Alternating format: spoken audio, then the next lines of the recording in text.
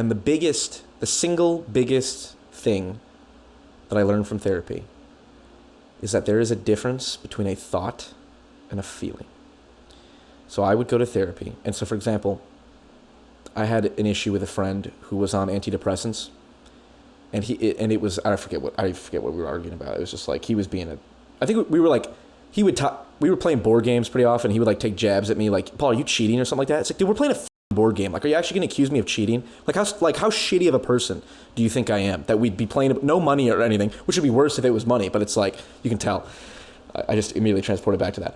Anyway, and so I went into therapy and I was talking to my therapist. I'm like, his name's Jonathan. I said, Jonathan, how do antidepressants affect people? Because my friend's on antidepressants, and I know there's different kinds of antidepressants, and he was getting angry at me, and so I thought all these different things.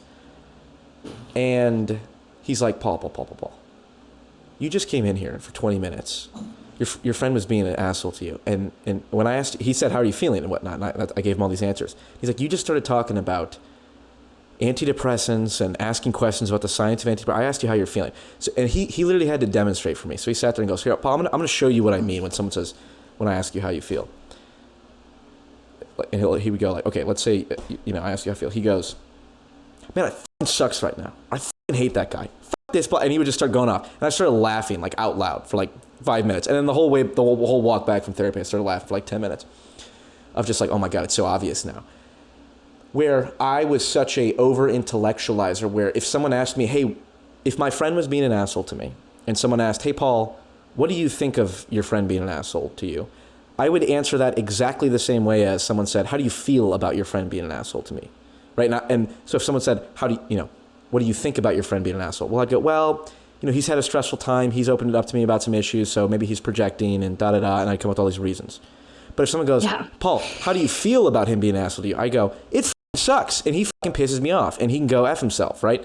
And it's like, on the one hand, I don't have, like, thoughts, I have to come up with reasons, or I have to think of something, I have to feel it, and then come up with reasons, and I skip the fact that I felt it first. To justify why you're feeling. Right, exactly. Yeah. So now I think, now I feel, exactly, I have to justify why I'm feeling. I feel like he's an asshole, and I'm only entitled to that feeling if I come up with the sufficient rational justifications for it.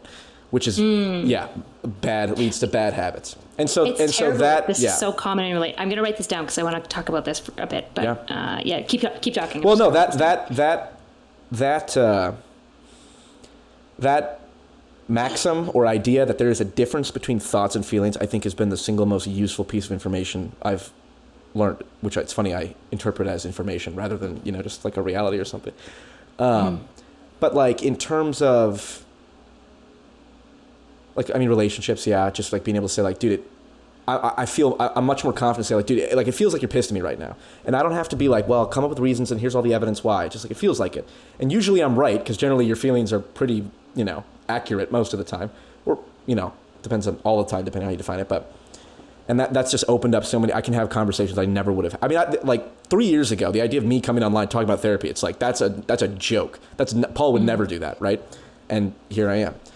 And in just in other kind of offshoots, practical ways of like, when I'm having a conversation with like a debate or something, I'm, to the degree that I'm successful, which is an open question, I don't come into a conversation as an online persona just talking about an idea. There's no such thing as an idea that is disembodied from the person purporting that idea, right? Mm-hmm. So like if I'm talking to someone who's an anarcho-capitalist and believes in no government and any of that stuff, one of my go-to questions will be, do you advocate for this in your free time? Like, do you honestly believe this is a good use of your time, that you will get to this point where we have no government?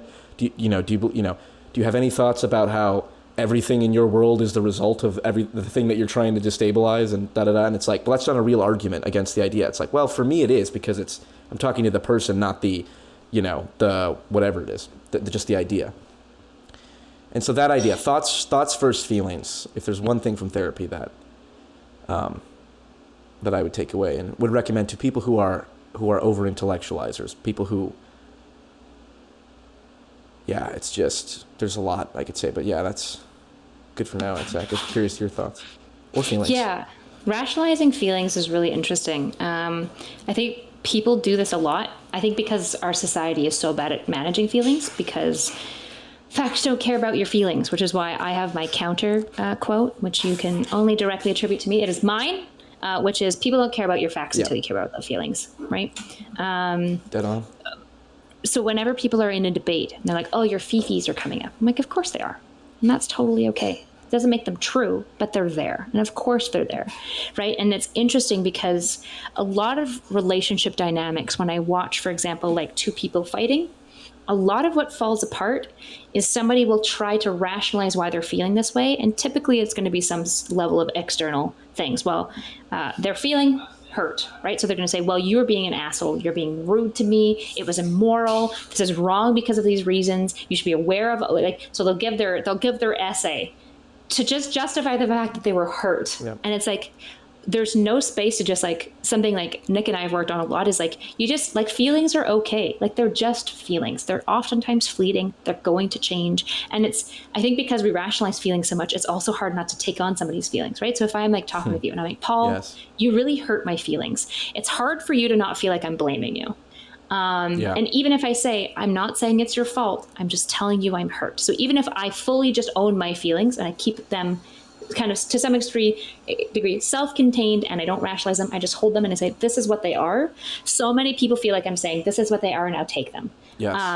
And that's put not the burden either. on, like, by saying, dude, you pissed, like if I told, because I did that, I would tell when we were not angry, because I felt the only time I could tell someone that they pissed me off is when I'm actually angry, because then I could feel justified screaming at them or what I actually thought. But when you pull them aside or just text them out of blue and say, hey man, you really pissed me off and it really upset me. There was an element of me like, I'm putting the burden on them now, and that's wrong of me because I don't feel the issue now. So for me to just take out the blues to kind of put it on them.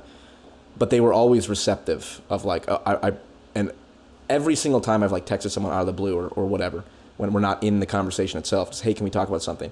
It's been the right thing. So yeah. Yeah. And the issue is you can have a feeling and the person can see it and they don't actually have to take it, right? They can be like, oh yeah, I can see that you're really hurt, right? And you can just see them in that. Like, yeah, it just like really hurt my feelings when you said these things. It really upset me. And you can be like, yeah, I can understand why you're feeling that way, right? I understand why you're feeling hurt. And then the next piece you have to decide is, does the feeling map onto something that's actually true that needs to be reconciled? Yep. Because for a lot of people, just being like, yeah, I can see that. That's really fair. Right. That's oftentimes enough, right? And typically good people will be like, and I'll take the impetus to try not to do that again, right? But I don't know if we need to necessarily do that, but... Well, I don't want to interrupt you, sorry. No, I'm mid thought, sure. So go ahead. I'm kind of stream of consciousness. I was going to say one of the things that the risks now that it's opened up to is using feelings in a manipulative way. So previously it's like, oh, I never would have said, hey, I feel like you're being an asshole, right? So now I do it sparingly, when it's necessary. But now I can begin to see like, oh, I could see how, and maybe this is a result of watching Max Carson, MrGirl. I could see how constant referral back to feelings could be manipulative. Or even if it's not conscious manipulation, but you develop the habit of like, well, hold on, I just told you I'm upset. And like you said, people can take it or people cannot. And if people don't take it, well, now you're not validating my feelings.